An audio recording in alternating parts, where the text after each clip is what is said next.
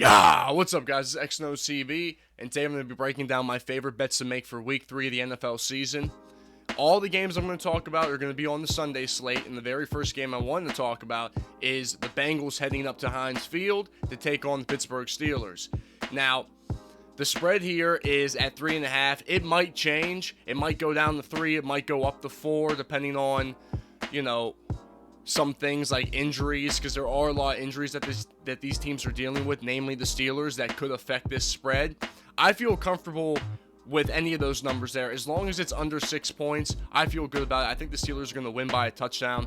And the reason why I think it is because, a lot of the national media attention has been put on this Steelers offense, and deservedly so.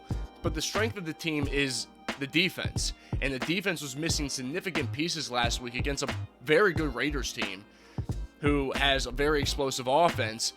And that's frankly why they lost. They didn't lose because their offense is absolutely horrible. They lost because their defense couldn't get the Raiders off the field. They were missing guys like TJ Watt, Devin Bush, Joe Hayden. I'm expecting those guys to be back this week and to give Joe Burrow and the Bengals huge issues, especially up front.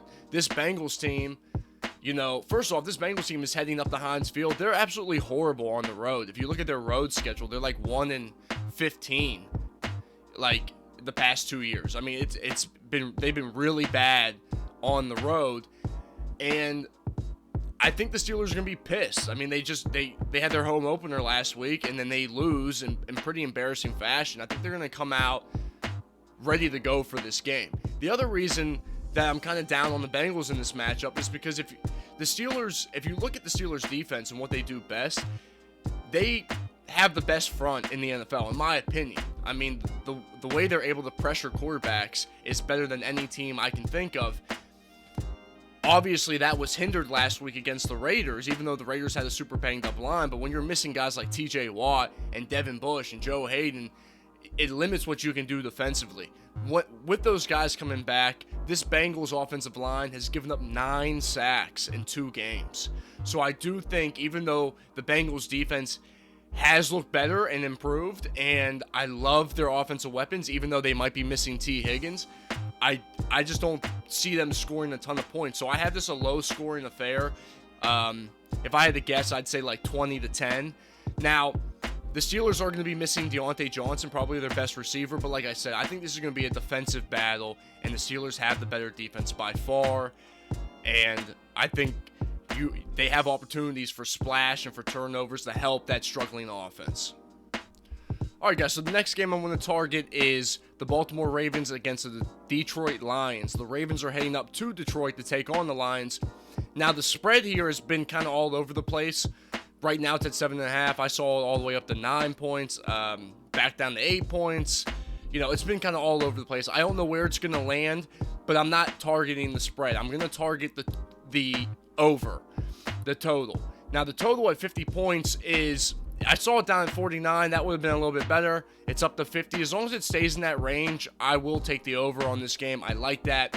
Now, the reason I like it is because, the Baltimore Ravens and the Detroit Lions, both statistically this year in the past 2 games, don't have very good defenses.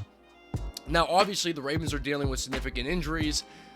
So is Detroit to an extent, but Detroit, we just didn't expect their defense to be very good in the first place, but we did expect the Ravens to be good. They did play 2 really good offenses, in the Raiders and the Chiefs, but still, what I've seen from them is that they're going to be able, the Lions should be able to move the ball on them. The other reason I like this game is because the Ravens just come off a huge emotional win against the Chiefs, a team that's been like their arch rival because they can't beat them for the past 3 years. Finally, they beat them on Monday night, or what was that, Sunday Night Football. Everyone saw it. Huge, great win for them. They should feel they feel good, and they should feel good. But I think they're going to feel a little bit too good heading into Detroit, and they're going to probably take this Lions team a little lightly. I still think they win the game. They're the better team. I don't see Detroit being able to stop Lamar Jackson, but I'm expecting them to take the Lions lightly. I also think Jared Goff and company is going to be able to move the ball and put up points on them.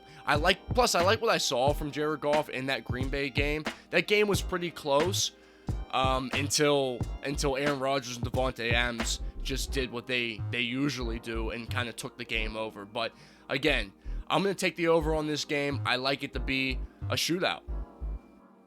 All right, guys, so my next game is going to be the Dolphins headed up to Las Vegas to take on the Raiders. And the Raiders are 2-0 this year. They've beaten two good teams. And obviously Miami they struggled last week against Buffalo. Buffalo's a really good team, and I don't think Miami's that bad. You know, they lost 35-0. They're not that bad, but Tua being hurt is a huge issue. You know, they have problems on their offensive line. Jacoby Brissett's their new quarterback. You know, that's a problem. The reason this line is so close, though, at 4.5 points, which, by the way, that might go up and down. As long as it's under a touchdown, I'll be comfortable with that. I think the Raiders will win by a touchdown. Now, the reason that I'm so confident in this is because, I think the Raiders, even though the Raiders have injuries of their own, their offensive line super banged up, Josh Jacobs isn't going to play, they still have Kenyon Drake, they still have some semblance of a run game, so they can keep balance and keep this really good Miami defense on their toes a little bit. But obviously, it's the Raiders' defense that I think is really going to take over this game. You know, the step that Max Crosby has taken is significant. He's been playing pretty much out of his mind the past two games. And then you have Yannick Ngakoue they got in free agency. So the Raiders finally are able to pressure opposing quarterbacks, which has really helped them on the back end. Plus, they have all these young guys that they drafted in years prior who are finally starting to develop. So this defense has played a lot better. It's one of the more balanced teams in the NFL, and that's why they're 2-0. I think they're going to be able to get after Jacoby Brissett, and I don't think Miami's going to be able to score many points, and maybe they'll turn the ball over and give the Raiders short field. So if I had to bet on a score, I'd say like 27-17. That's what I would say. So give me the Raiders, and I'll take the points minus 4.5. All right, guys, so the last game I'm going to talk about is my dog of the week, and it's the Chargers heading up to Kansas City to take on the Chiefs in Arrowhead. Obviously, you have two divisional opponents who seem to always play each other tough, especially since the Chargers drafted Justin Herbert. I really like this Chargers team. I was super impressed with how they played the Dallas Cowboys. I'm very high on the Cowboys this year, especially their offense, who I think is just absolutely explosive. And for the Chargers to be able to hold them to, just 20 points, I thought was impressive.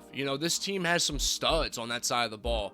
Joey Bosa and Derwin James and a bunch of young guys that they picked up in the draft. So, when you invest into a team like that, through the draft, and obviously you have your franchise quarterback, you have a very young team that's extremely balanced and that can beat teams in multiple ways, right? With either a strong defense that currently is ranked top 10 right now, or a strong offense that has, weapons all over the perimeter and a great quarterback. They are dealing with an injury on their offensive line. They're missing Brian Bulaga, which is a big blow, especially because his backup isn't very good. The good news, though, is the Chiefs' defense has trouble pressuring the quarterback. So I don't think, I still like the Chargers' offensive line, even though they're missing Brian. Like, you still have Rashawn Slater and Matt Filer, Corey Linsley. Like, I think Justin Herbert's going to have all day to throw the ball regardless, especially going up against this Chiefs team. Now, Chiefs have Chris Jones, who is still very good, but that's all they have. The rest of the guys just are not getting to the quarterback effectively. So I'm going to take the Chargers to cover the 6.5 points in this game. We know what the Chiefs can do. We know they have the best offense in the league and the best quarterback, the best tight end, the best receiver. We know all that. But again, regardless of how many points are scored in this game, it could be 50-50. I think it's going to be an extremely competitive game. I'm very, very confident about this game. I do not expect the Chargers to lose by a touchdown. So again, I'm going to take the Chargers to cover the 6.5 points, and it's one of my favorite bets of the weekend. So I hope you guys enjoyed the video. I appreciate you watching. If you guys have any opinions on any of the bets any of the predictions I'm making about any of these bets, let me know in the comments below, and let me know if you win any money this weekend.